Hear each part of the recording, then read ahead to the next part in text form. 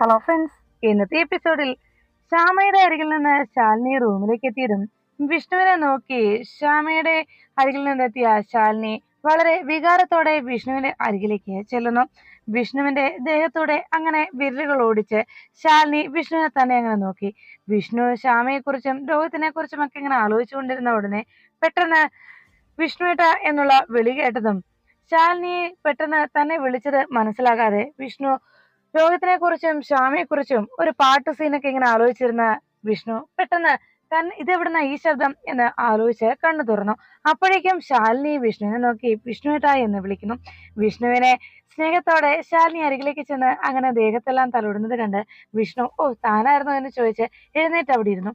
അപ്പോഴേക്കും ശാലിനി വിഷ്ണുവിന്റെ അരികിലേക്ക് ചെന്ന് വിഷ്ണുവിന്റെ ഷർട്ടിന്റെ ബട്ടണൊക്കെ ഊരാൻ തുടങ്ങുമ്പോഴേക്കും വിഷ്ണു ഓർത്തു ഓ ആവിയല്ലേ എന്ന് പറഞ്ഞ് പതുക്കെ വിഷ്ണു വേഗം കട്ടിൽ നിന്ന് താഴേക്കിറങ്ങി ശാലിനിയോടൊപ്പം അവിടെ വന്നിരുന്നു. ശാലിനി വിഷ്ണുവിന്റെ അരികിലേക്ക് ചേർന്ന് വിഷ്ണുവിന്റെ കയ്യിലൂടെ അങ്ങനെ കെട്ടിപ്പിടിച്ച് വിഷ്ണുവിന്റെ തോളിലേക്ക് അങ്ങനെ ചാരി വിഷ്ണുവിന്റെ കയ്യിലൂടെ വിരലുകൾ ഓടിച്ചുകൊണ്ടിരിക്കുമ്പോൾ വിഷ്ണു ചോദിച്ചു എന്തേ എന്തു പറ്റി? അപ്പോഴേക്കും ശാലിനി പറഞ്ഞു അതെ വിഷ്ണുവേട്ടൻ കൊണ്ടുവന്ന ആ മുല്ലപ്പൂവില്ലേ ശ്യാമിക്ക് കൊടുത്തേ, അതിന്റെ വാസന അടിച്ചപ്പോ എനിക്ക് എന്തോ പോലെ എന്ന് പറഞ്ഞതും ആണോ എന്ന് ചോദിച്ച് വിഷ്ണു അതിന്റെ സീരിയസ്നെസ് മനസ്സിലാകാതെ വളരെ രാഘവത്തോടെ പറഞ്ഞപ്പോ പെട്ടെന്നാണ് വിഷ്ണുവിന് കാര്യം മനസ്സിലായത്. വേഗം വിഷ്ണു ചാടി എഴുന്നേറ്റു. എടോ താന് ശരിക്കും അതിന്റെ വാസന വലിച്ചെടുത്തോ? ശരിക്കും താൻ ആ വാസന ആസ്വദിച്ചോ എന്ന് ചോദിച്ചതും ശാലിനി പറഞ്ഞു അതേ വിഷ്ണുവേട്ടാ എന്ന് പറഞ്ഞ് വേഗം വിഷ്ണുവിന്റെ അരികിലേക്ക് ശാലിനിയും എഴുന്നേറ്റ് ചെല്ലുന്നു. വിഷ്ണു പറഞ്ഞു ശാലിനി വേണ്ട എന്ന് പറഞ്ഞതും വിഷ്ണുവിന്റെ ഷർട്ടിലേക്ക് ശാലിനി മുറുകെ പിടിച്ചു. അപ്പോഴേക്കും വിഷ്ണു പറഞ്ഞു ശാലിനി വേണ്ട വേണ്ട. ഉടനെ വിഷ്ണുവിനോട് ശാലിനി പറഞ്ഞു വേണം വിഷ്ണുവേട്ടാ എന്ന് പറഞ്ഞ് ശാലിനി വളരെ പ്രണയാർദ്രമായി വിഷ്ണുവിനെ നോക്കുന്നു. അപ്പോഴേക്കും ശാലിനിയോട് വീണ്ടും വിഷ്ണു പറഞ്ഞു ശാലിനി വേണ്ട. അപ്പോഴേക്കും വീണ്ടും വിഷ്ണുവിനെ നോക്കി ശാലിനി പറഞ്ഞു ഇങ്ങോട്ട് അടുത്ത് വാ എന്ന് പറഞ്ഞ് വിഷ്ണുവിനെ പിടിച്ചു വലിച്ച് ശാലിനി നേരെ ബെഡിലേക്ക് വീഴുന്നു. അപ്പോഴാണ് സരള തന്റെ മകളെ ജഗദീഷിന്റെ റൂമിലേക്ക് പറഞ്ഞയച്ചതിന് ശേഷം അവിടെ എന്ത് സംഭവിച്ചു എന്നും ഇത്രയും നേരമായിട്ടും സുസ്മിതയുടെ യാതൊരു വിവരവും ഇല്ലാത്തത് കൊണ്ട് സരളയുടെ മനസ്സ് വല്ലാതെ ആശങ്കപ്പെടുന്നു. ഉടനെ തന്നെ അവിടേക്ക് ശ്യാമ ജഗദീപിന്റെ റൂമിലേക്ക് തന്റെ മകൾ സുസ്മിനെ പറഞ്ഞയച്ച കാര്യങ്ങളൊക്കെ ഓർത്തുകൊണ്ട് മനസ്സാകെ അസ്വസ്ഥമായതുകൊണ്ട് വേഗം തന്നെ സരള ജഗദീപിന്റെ റൂമിനരികിലേക്ക് ചെന്നു. വാതിലടച്ചിട്ടിരിക്കുന്നതുകൊണ്ട് അത് തുറന്നാലോ എന്നോർത്ത് ആ ലോക്കിലേക്ക് ചെന്ന് പിടിച്ചതും പക്ഷെ പെട്ടെന്ന് മനസ്സ് അതിൽ നിന്ന് പിൻവലിച്ചു. ഓഹ് വേണ്ട, അത് വേണ്ട. അതിനുശേഷം അവളെ ഒന്ന് വിളിച്ചാലോ എന്ന് ആലോചിച്ച് സരള വേഗം ചെന്ന് വാതിൽ മുട്ടാനായി ഒരുങ്ങി. അപ്പോഴേക്കും പെട്ടെന്ന് സരളയുടെ മനസ്സ് പറഞ്ഞു ഓഹ് അത് വേണ്ട, അല്ലെങ്കിൽ ചെയ്യണ്ട എന്നാലോചിച്ച് കുറച്ചു നേരം മടിച്ചു നിന്നതിന് ശേഷം സരള മനസ്സോടെ സുസ്മിനെ വിളിക്കാൻ തയ്യാറായി. വേഗം തന്നെ സരള ആ വാതിൽ കൊട്ടിയിട്ട് സുസ്മിനെ എന്ന് വിളിച്ചു. പക്ഷെ യാതൊരു റിപ്ലൈയും ഇല്ലാത്തത് കൊണ്ട് വേഗം സരള ആലോചിച്ചു അല്ലെങ്കിൽ വേണ്ട, അവള് സമയമെടുത്ത് ശരിക്കും ഫോട്ടോയൊക്കെ ഷൂട്ട് ചെയ്തോട്ടെ, അതാ നല്ലത് എന്നാലോചിച്ച് സരള വാതിൽക്ക് തന്നെ നിന്നു. എന്തായാലും അവള് ഫോട്ടോ എടുത്തതിന് ശേഷം വരുമല്ലോ, കുറച്ചു നേരം കൂടെ വിശദമായി അവൾ ഫോട്ടോ എടുത്തോട്ടെ എന്ന് ആലോചിച്ചുകൊണ്ട് സരള അവിടെ നിന്ന് താഴേക്ക് പോകുന്നു. അങ്ങനെ സരള സുസ്മിത തന്നെ വന്ന് വിളിക്കുമെന്നുള്ള ചിന്താഗതിയിൽ സരള റൂമിൽ നിന്ന് പോയി കഴിയുമ്പോഴേക്കും സുസ്മിത ഇതൊന്നും അറിയാതെ ജഗദീപിന്റെ റൂമിൽ കിടന്ന് സുഖമായി ഉറങ്ങുന്നു. പിറ്റേന്ന് രാവിലെ നേരം പുലർന്നതും സത്യാമ്മയുടെ വീട്ടിൽ രോഹിത് ആ കസേരയിൽ തന്നെ ഇരുന്ന് അങ്ങ് മയങ്ങിപ്പോയി. അപ്പോഴേക്കും ശ്യാമ നല്ല ഉറക്കത്തിലായതുകൊണ്ട് ഉറക്കച്ചടവൊക്കെ മാറി പതുക്കെ തലയൊക്കെ തിരുമ്മി ഉറക്കമുണർന്ന ശ്യാമ എഴുന്നേറ്റ് നോക്കുമ്പോ ബെഡില് മുഴുവൻ മുല്ലപ്പൂ വിതറി കിടക്കുന്നു. ബെഡിൽ ആ സകലം മുല്ലപ്പൂ കിടക്കുകയാണ്. അതുമാത്രമല്ല തന്റെ തലയിലുണ്ടായിരുന്ന മുല്ലപ്പൂ എങ്ങനെ ഇതുപോലെയെല്ലാം ഇവിടെയെല്ലാം ആയി എന്നാലോചിച്ച് വേഗം ശ്യാമ തന്റെ തലയിലിരുന്ന മുല്ലപ്പൂ വലിച്ചെടുത്തു നോക്കി. ആ തലയിൽ വെച്ചിരുന്ന മുല്ലപ്പൂവിൽ പകുതിയോളം ബെഡിൽ മുഴുവൻ വിതറിക്കിടക്കുന്നു. ബാക്കിയുള്ളതെല്ലാം ആ തറയിലും കിടന്നു. ഇത് കണ്ടതോടെ ശ്യാമ ആകെ ഞെട്ടി. വേഗം തന്നെ ശ്യാമ ചാടി എഴുന്നേറ്റ് എടോ താൻ എന്ത് വൃത്തികേടാണോ കാണിച്ചത് എന്ന് ചോദിച്ച് ശ്യാമ ബഹളം ഉണ്ടാക്കിയതും വേഗം മയക്കത്തിലായിരുന്ന രോഹിത് ചാടി എഴുന്നേറ്റു. എന്ത് പറ്റി എന്ന് ചോദിച്ചതും താൻ വൃത്തികേട് കാണിച്ചിട്ടൊന്നും അറിയാൻ നിൽക്കുന്നു എന്ന് ചോദിച്ചതും രോഹിത് ചോദിച്ചു എന്ത് പറ്റി? ഞാൻ എന്ത് കാണിച്ചത് എന്ന് പറഞ്ഞതും ഉടനെ ശ്യാമ പറഞ്ഞു ഉറക്കത്തിലായിരുന്ന എന്റെ നിങ്ങൾ ശരിക്കും എനിക്ക് വിലപ്പെട്ടതെല്ലാം കവർന്നില്ലേ? ഒരു കാര്യം ഞാൻ പറഞ്ഞേക്കാം, എന്റെ തന്നെയാണ് തെറ്റ്. നിങ്ങളെ പോലെ ഒരുത്തന്റെ മുന്നിൽ ഞാൻ അന്ന് നിങ്ങൾ താലി കെട്ടിയപ്പോ ഞാൻ അങ്ങനെ തന്നെ നിന്നുപോയി. അത് മാത്രമല്ല, നിങ്ങൾ താലി കെട്ടിയത് കൊണ്ട് നിങ്ങളുടെ കൂടെ ഈ റൂമിൽ തന്നെ കിടന്നുറങ്ങാനും ഞാൻ തയ്യാറായി. അതൊക്കെ തന്നെയാണ് ഞാൻ ചെയ്ത തെറ്റ്. അതൊന്നും ചെയ്യാൻ പാടില്ലായിരുന്നോ? അതാണ് എനിക്ക് പറ്റിയ ഇങ്ങനെ ഒരു വിധി ഉണ്ടാകാനുള്ള കാരണം. എനിക്ക് നഷ്ടപ്പെട്ടതിന്റെ വില നിങ്ങളോട് പറഞ്ഞാൽ നിങ്ങൾക്ക് മനസ്സിലാവില്ലല്ലോ എന്ന് പറഞ്ഞ് രോഹിതിന് നേരെ ശകാരവർഷവുമായി നിൽക്കുകയാണ് ശ്യാമ. ഇതെല്ലാം കേട്ട് എനിക്ക് നഷ്ടപ്പെട്ടതിന്റെ വില എന്ന് പറഞ്ഞ് ശ്യാമ കരയാൻ തുടങ്ങിയതും രോഹിത് പറഞ്ഞു, മിണ്ടിപ്പോകരുത് നീ. നിനക്ക് നഷ്ടപ്പെട്ടതിന്റെ വിലയോ? നിനക്ക് എന്ത് നഷ്ടപ്പെട്ടെന്നാ നീ പറയുന്നത്? ദേ, ഒരു കാര്യം ഞാൻ പറഞ്ഞേക്കാം. മയങ്ങിക്കിടക്കുന്ന സമയത്ത് അവളുടെ പോലും അനുവാദമില്ലാതെ ഒരു രണ്ടു മനസ്സുമായി ആ ശരീരം കവർന്നെടുക്കുന്ന അത്രയും വൃത്തികെട്ടവനൊന്നുമല്ല ഞാൻ. അതെ, രണ്ടു മനസ്സുമായി ജീവിക്കുന്ന ഒരാളുടെ കൂടെയല്ല ഒരു ദാമ്പത്യ ജീവിതം ഉണ്ടാകുന്നത്. അങ്ങനെ ഉണ്ടാകേണ്ടതല്ല ഈ ദാമ്പത്യ ബന്ധവും. മനസ്സിലായോ? അല്ലെങ്കിൽ തന്നെ നിന്നോടൊക്കെ എന്ത് വികാരം തോന്നാനാണ്? അല്ലെങ്കിലും നീ പറഞ്ഞതുപോലെ മയക്കത്തിലാകുന്ന സമയത്ത് നീ പോലും അറിയാതെ കവർന്നെടുക്കാനായിട്ട് പറ്റിയ ഒരു ആള്. ഒരു കാര്യം ഞാൻ പറഞ്ഞേക്കാം. ഈ ദാമ്പത്യ ജീവിതം എന്ന് പറഞ്ഞാലേ നിന്നെ പോലെ ഏതെങ്കിലും ഒരു പെണ്ണിനെ കണ്ടിട്ട് അവളുടെ പിന്നാലെ പോകുന്നതല്ല. ഒരു മനസ്സും ഒരു ശരീരവുമായി ജീവിക്കുന്നവർക്ക് പറഞ്ഞിട്ടുള്ളതാണ്. അതിന് ഒരിക്കലും നിനക്ക് യാതൊരു യോഗ്യതയുമില്ല. പിന്നെ ഇന്നലെ ഇവിടെ കാണിച്ചു കൂട്ടിയത് എന്തൊക്കെയാണെന്ന് സ്വയം അങ്ങ് ആലോചിച്ചാൽ മനസ്സിലാകും. പിന്നെ ഒരു കാര്യം ഞാൻ പറഞ്ഞേക്കാം. മനസ്സുകൊണ്ടുണ്ടാകേണ്ടതാണ് ആ അടുപ്പവും സ്നേഹവും ഒക്കെ.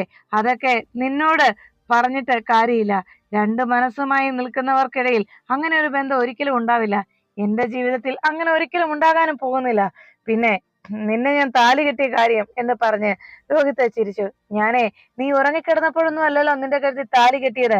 നീ ഇതുപോലെ തന്നെ ഉണ്ടക്കണ്ണും മിഴിച്ചു നിന്ന സമയത്തല്ലേ നിന്റെ കഴുത്തിൽ ഞാൻ താലി കെട്ടിയത്.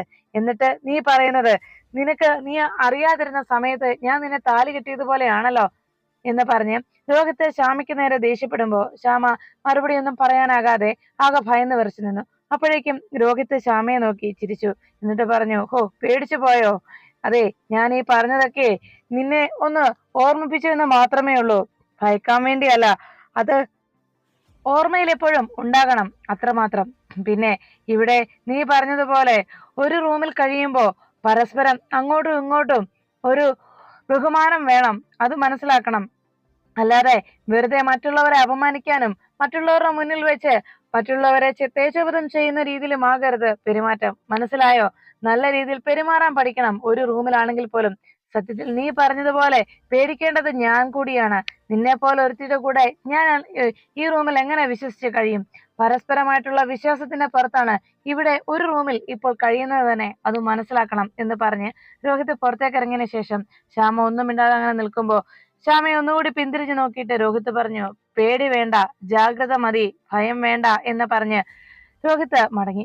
രോഹിത് പോയി കഴിയുമ്പോഴേക്കും ശ്യാമ ആലോചിച്ചു, അപ്പോ ഇന്നലെ ഞാൻ ചിന്തിച്ചതുപോലെ ഒന്നും സംഭവിച്ചില്ല അല്ലെ?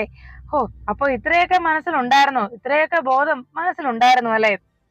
എന്തായാലും സത്യം അറിയാതെ വെറുതെ തട്ടിക്കയറുണ്ടായിരുന്നോ? വെറുതെ വായിലിരുന്ന മുഴുവൻ രാവിലെ വാങ്ങിച്ചു കൂട്ടി എന്നാലോചിച്ച് ശ്യാമ അങ്ങനെ ഇരുന്നു. അപ്പോഴേക്കും ശാലിനിയും വിഷ്ണുവും ശാലിനി ബെഡിൽ കിടന്ന് സുഖമായി പൊറിച്ചുമൂടി കിടന്നുറങ്ങുമ്പോ വിഷ്ണു നിലത്തിരുന്ന് മൊബൈലിലെ ഓരോ വാർത്തകളൊക്കെ നോക്കിക്കൊണ്ടിരുന്നു. ശാലിനി വേഗം ഉറക്കമുണർന്നതും ഉറക്കച്ചടവൊക്കെ മാറ്റി നോക്കുമ്പോ വിഷ്ണു നിലത്തിരിക്കുന്നത് ശാലിനി കണ്ടു. ഉടനെ ശാലിനി ചോദിച്ചു, അല്ല വിഷ്ണുവേട്ടാ, വിഷ്ണുവേട്ട എന്താ ഈ നിലത്തിരിക്കുന്നത് എന്ന് ചോദിച്ചതും, ഓ, നിലത്തിരിക്കുന്നോ? അതിന് ആരുറങ്ങി? എന്നെ ഉറക്കിയിട്ട് വേണ്ടേ എന്ന് ചോദിച്ചതും ശാലിനി ചോദിച്ചു, എന്താ വിഷ്ണുവേട്ടാ, എന്താ പറ്റിയത് എന്ന് ചോദിച്ചതും ഉടനെ വിഷ്ണു ചോദിച്ചു, അതെ, ഇന്നലെ രാത്രി എന്താ സംഭവിച്ചെന്ന് തനിക്കറിയാവോ? എന്നെ താൻ ഉറക്കിയില്ലല്ലോ എന്ന് പറഞ്ഞതും ശാലിനി വേഗം ബെഡിലേക്ക് ഇരുന്നിട്ട് ചോദിച്ചു, വിഷ്ണുവേട്ടാ, എന്താ സംഭവിച്ചത്? എനിക്കൊന്നും മനസ്സിലാവുന്നില്ല. ഇന്നലെ രാത്രി എന്താ പറ്റിയത് എന്ന് ശാലിനി അന്വേഷിച്ചു. ഉടനെ വിഷ്ണു പറഞ്ഞു, ഓ, ഒന്നും ഓർമ്മയില്ല അല്ലേ? എന്നാലേ എനിക്ക് നല്ല ഓർമ്മയുണ്ട് എന്ന് പറഞ്ഞതും ശാലിനി ചോദിച്ചു, എന്താ വിഷ്ണുവേട്ടാ, എന്താ പറ്റിയത്? സാധാരണ ഞാനാണ് തന്റെ പിന്നാലെ മുത്തുകവ് ചോദിച്ച് നടക്കാറുള്ളത്. എന്നാലേ ഇന്നലെ രാത്രി ഉമ്മ വെച്ച് എന്റെ കവള് മുഴുവൻ ചുമത്ത് തുടുത്തിരിക്കുകയായിരുന്നു എന്ന് പറഞ്ഞതും ശാലിനി വേഗം വിഷ്ണുവിന് രണ്ട് കവള് നോക്കി. എവിടെ? എങ്ങനെ ഞാൻ കാണുന്നില്ലല്ലോ എന്ന് പറഞ്ഞതും വിഷ്ണു പറഞ്ഞു, ഇന്നലെ രാത്രി എങ്ങനെയായിരുന്നു? രാവിലെ ചിലപ്പോൾ മാഞ്ഞു പോയതായിരിക്കും എന്ന് പറഞ്ഞ് വിഷ്ണു എഴുന്നേറ്റ് പോകാൻ തുടങ്ങുമ്പോൾ ശാലിനി ചോദിച്ചു, അല്ല വിഷ്ണുട്ടാ, എന്താ ഇന്നലെ സംഭവിച്ചത്? ഒന്ന് പറഞ്ഞേ, എനിക്കൊന്നും ഓർമ്മ കിട്ടുന്നില്ല എന്ന് പറഞ്ഞതും വിഷ്ണു പറഞ്ഞു, അങ്ങനെ ഇപ്പൊ സൂയിക്കണ്ട, ഞാനേ അതൊന്നും പറയുന്നുമില്ല എന്ന് പറഞ്ഞതും ശാലിനി പറഞ്ഞു, ഇന്നലെ ശ്യാമ തന്ന ആ മുല്ലപ്പൂവിന്റെ മണം അടിച്ചത് മാത്രമേ എനിക്ക് ഓർമ്മയുള്ളൂ. ബാക്കിയൊന്നും എനിക്ക് ഓർമ്മയില്ല വിഷ്ണുവേട്ടാ. എന്താ പറ്റിയത് എന്ന് പറഞ്ഞതും ശാലിനിയോട് വിഷ്ണു ചോദിച്ചു, അതെ, ഇന്നലെ കിട്ടിയ ആ മുല്ലപ്പൂ ശരിക്കും അതിന്റെ മണം നന്നായിട്ട് വലിച്ചു കയറ്റിയായിരുന്നു അല്ലേ എന്ന് ചോദിച്ചിട്ടും ശാലിനി പറഞ്ഞു, ആ, നല്ല മണമായിരുന്നു. ഓ, നല്ല മണമായിരുന്നു പോലും എന്ന് പറഞ്ഞ് വിഷ്ണു എഴുന്നേറ്റതും ശാലിനി ചോദിച്ചു, എന്താ വിഷ്ണുവേട്ടാ? ഉടനെ വിഷ്ണു പറഞ്ഞു, എടോ, ഇന്നലെ ശ്യാമയ്ക്ക് കൊടുത്ത ആ മുല്ലപ്പൂ ഉണ്ടല്ലോ, അത് വെറും മുല്ലപ്പൂ ആയിരുന്നില്ല. അത് കേട്ടതും ശാലിനി ചോദിച്ചു, വെറും മുല്ലപ്പൂ അല്ലായിരുന്നോ? വിഷ്ണുവിന് എന്തൊക്കെയാ പറയുന്നത്? അപ്പോഴേക്കും വിഷ്ണു പറഞ്ഞു, എടോ, താനിങ്ങി വന്നേ, അതിലെ ഞാൻ സ്പ്രേ ചെയ്തിട്ടുണ്ടായിരുന്നു എന്ന് പറഞ്ഞതും സ്പ്രേ ചെയ്തതോ? എനിക്കൊന്നും മനസ്സിലാവുന്നില്ല വിഷ്ണുവേട്ടാ. വിഷ്ണുവേട്ടൻ കാര്യം പറ എന്ന് പറഞ്ഞതും ഉടനെ വിഷ്ണു പറഞ്ഞു, ആ, ഇങ്ങോട്ട് വാ, ഞാൻ പറയാം എന്ന് പറഞ്ഞ് ശാലിനിയുടെ ചെവിയിൽ വിഷ്ണു അക്കാര്യം പറഞ്ഞു കൊടുത്തു. അത് കേട്ടതോടെ ശാലിനി ആകെ ടെൻഷനായി. ദൈവമേ, അതായിരുന്നോ? എന്നിട്ട് ഇന്നലെ എന്താ വിഷ്ണുവേട്ടൻ നടന്നത് എന്ന് ചോദിച്ചതും ശാലിനിയോട് വിഷ്ണു പറഞ്ഞു, ഓ, അതിപ്പോ ഞാൻ പറയുന്നില്ല, എന്ത് നടക്കാനാ എന്ന് പറഞ്ഞ് വിഷ്ണു അങ്ങനെ ശാലിനിയെ ഒന്ന് ഭയപ്പെടുത്തി. ശാലിനി ചോദിച്ചു, വിഷ്ണു ഏട്ടാ? അപ്പോഴേക്കും വിഷ്ണു പറഞ്ഞു, എടോ, താനല്ലേ ആള്, എന്തൊക്കെ സംഭവിച്ചിട്ടുണ്ടാവും എന്ന് ചോദിച്ചതും ശാലിനി പറഞ്ഞു, വിഷ്ണുവേട്ടാ, വിഷ്ണുവേട്ടാ ഒന്ന് പറഞ്ഞേ എന്ന് പറഞ്ഞു. ശാലിനി പറഞ്ഞു, ഏയ്, ഒന്നുമില്ലടോ, ചുമ്മാ ചുമ്മാ ഞാൻ പറഞ്ഞതാ എന്ന് പറഞ്ഞു.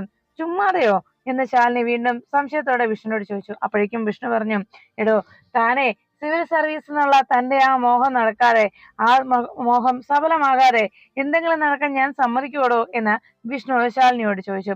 അപ്പോഴേക്കും ശാലിനി അമ്പട കള്ള എന്ന് പറഞ്ഞ് ശാലിനി വിഷ്ണുവിനെ തല്ലാനായി ഒരുങ്ങി. ഹാ, ഇതെന്താ കുഞ്ഞു കുട്ടിയോ എന്ന് ചോദിച്ച് വിഷ്ണു വേഗം ആ കട്ടിലിന് ചുറ്റും ശാലിനി ഓടിക്കുന്നു.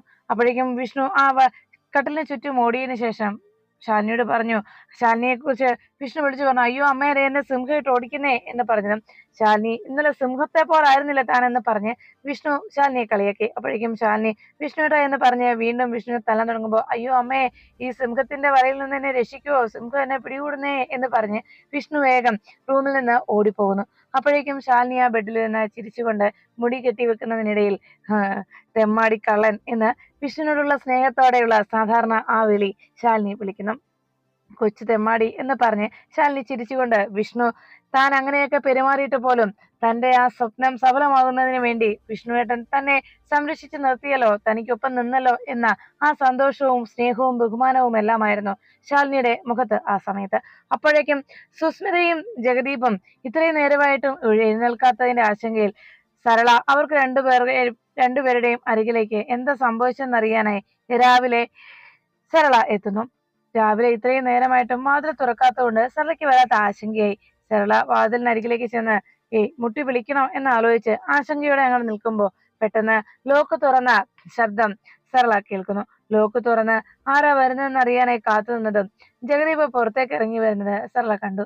അപ്പോഴേക്കും എന്താ സംഭവിച്ചെന്നറിയാതെ ജഗദീപ് പുറത്തേക്ക് ഇറങ്ങി വന്ന് ആ വായിക്കോട്ടെയെല്ലാം വിട്ട് ആ ഉറക്കത്തിന്റെ ക്ഷീണ മാനസികെല്ലാം മാറ്റി സരളയെ നോക്കി. അപ്പോഴേക്കും സരള തന്നെ നോക്കി നിൽക്കുന്നത് കണ്ട് ജഗദീപ് ഗുഡ് മോർണിംഗ് മാമി എന്ന് വിളിച്ചു.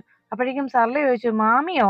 ഉടനെ സരളയോട് ജഗദീപ് പറഞ്ഞു, ആ, ഞങ്ങളുടെ നാട്ടിലെല്ലാം അങ്ങനെയാ വിളിക്കാറ്, താങ്ക് യു മാമി എന്ന് പറഞ്ഞ് നാണത്തോടെ ജഗദീപ് ആ കട്ടിളപ്പടിയിലൊക്കെ താളം പിടിച്ചുകൊണ്ട് അങ്ങനെ സരളയോട് സംസാരിക്കുമ്പോൾ ജഗദീപിനോ താങ്ക്സ് പറഞ്ഞിട്ട് കേട്ട് സരള ഒന്നും മനസ്സിലാകാതെ താങ്ക്സോ എന്തിന് എന്ന് ചോദിച്ചു.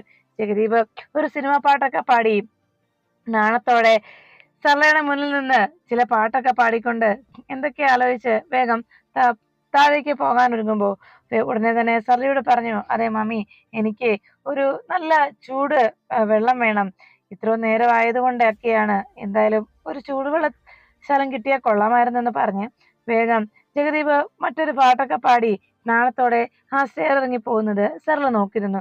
എന്താ സംഭവിച്ചെന്നറിയാതെ സരള അങ്ങനെ വേഗം ജഗദീപ് കിടന്ന റൂമിലേക്ക് ചെല്ലുന്നു. അവിടെ വാതിൽ തുറന്ന് ജഗദീപ് കിടന്ന ആ റൂമിലേക്ക് നോക്കിയതും അവിടെ ബോധമറ്റ് കിടന്നുറങ്ങുന്ന സുസ്മിതയെ സരള കണ്ടു. എന്റെ ദൈവമേ, ഇതെന്താ പറ്റിയത് എന്നാലോചിച്ച് സരള വേഗം അരികിലേക്ക് വന്ന് സുസ്മിതയെ വിളിച്ചു.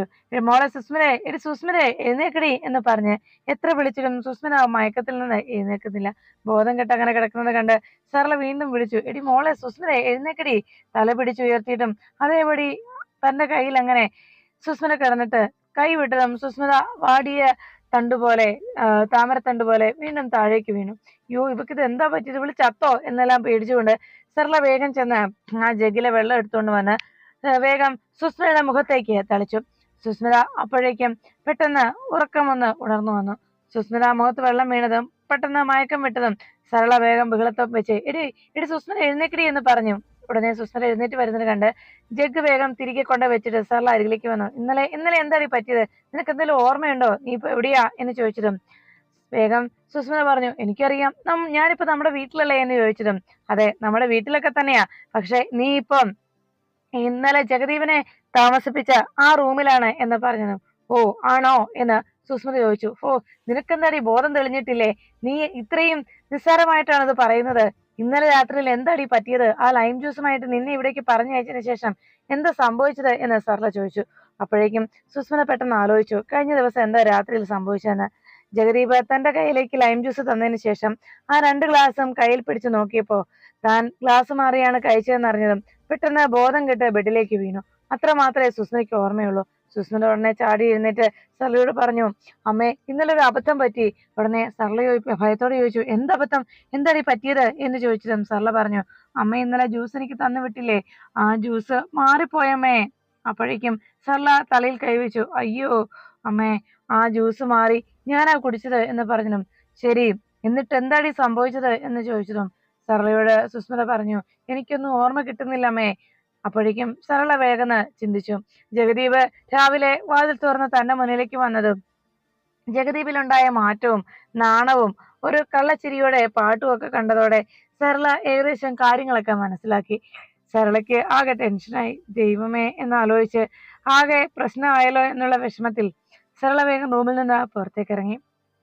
ഉടനെ പുറത്തിറങ്ങി വന്ന സരള വേഗം ആ പില്ലറിൽ വന്ന് പിടിച്ചുകൊണ്ട് സങ്കടത്തോടെ തല കുമ്പിട്ടങ്ങനെ നിന്നു. ദൈവമേ, എന്റെ തെറ്റാണ്, എന്റെ തന്നെ തെറ്റാണ്, ഞാനാണല്ലോ അവളെ പറഞ്ഞു വിട്ടത് എന്ന് ആലോചിച്ച് സരള വിഷമിച്ചങ്ങനെ നിന്നതും സുസ്മിത വേഗം പുറത്തേക്ക് ഇറങ്ങി വന്നു. സുസ്മിത വന്ന് സരളയെ വിളിച്ചു. അമ്മേ എന്താ അമ്മേ, എന്താ പറ്റിയത് എന്ന് ചോദിച്ചതും ഉടനെ സരള പറഞ്ഞു, ഇത്രയൊക്കെ സംഭവിച്ചിട്ടും നീ എന്താ പറ്റിയെന്നല്ലേ എന്ന് ചോദിച്ച് സരള ദേഷ്യപ്പെട്ടു. എടി നിനക്ക് ഒരു ബോധവും ഇല്ല, നീ ഇങ്ങനെ കിടന്ന് ഉറങ്ങുകയാണല്ലേ, നിനക്ക് ഇപ്പോഴും ഒന്നും മനസ്സിലാവുന്നില്ലല്ലേ എന്ന് ചോദിച്ചതും സരളയോട് സുസ്മിത പറഞ്ഞു, എന്റെ അമ്മ എനിക്കൊന്നും മനസ്സിലായില്ല, എന്താ അമ്മ എന്താ പറ്റിയത്?